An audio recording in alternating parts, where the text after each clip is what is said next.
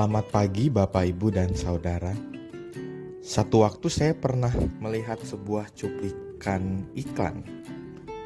Ada seorang muda hidup sendiri di sebuah kamar kos yang sederhana.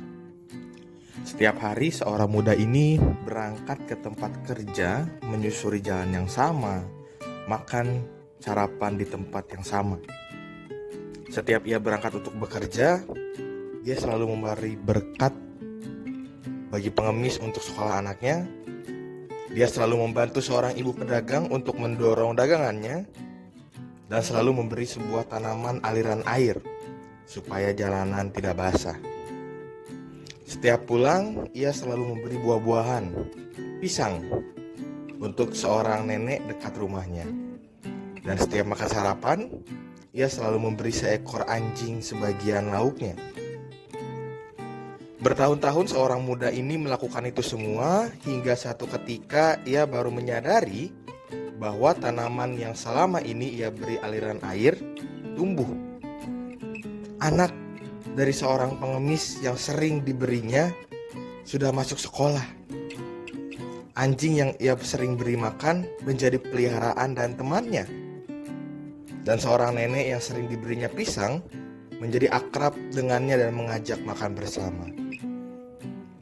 Bapak, Ibu, dan Saudara yang dikasihi Tuhan, bekerja di ladang Tuhan artinya kita bekerja, artinya kita melayani dimanapun kita berada.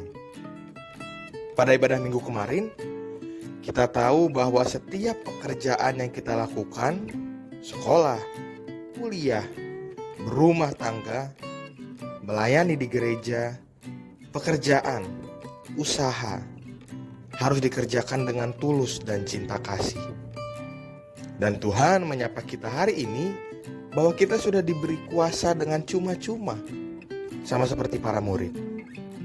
Kuasa untuk kita bekerja di ladangnya. Tuhan mau kuasa yang Ia berikan cuma-cuma ini kita bagikan dalam pekerjaan kita di ladangnya, dalam kehidupan kita sehari-hari, dimanapun kita berada, dengan cuma-cuma juga. Apakah susah? Tentu susah. Dari cuplikan yang saya ceritakan di awal, pemuda ini dipandang orang aneh karena membagi makanannya untuk seekor anjing. Pemuda ini sempat berpikir 2 kali untuk memberi seorang pengemis.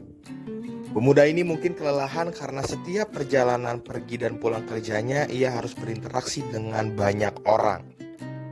Bahkan meskipun akhir dari kisah tadi tampak bahagia, sebetulnya tidak ada hal yang betul-betul menguntungkan bagi seorang pemuda ini.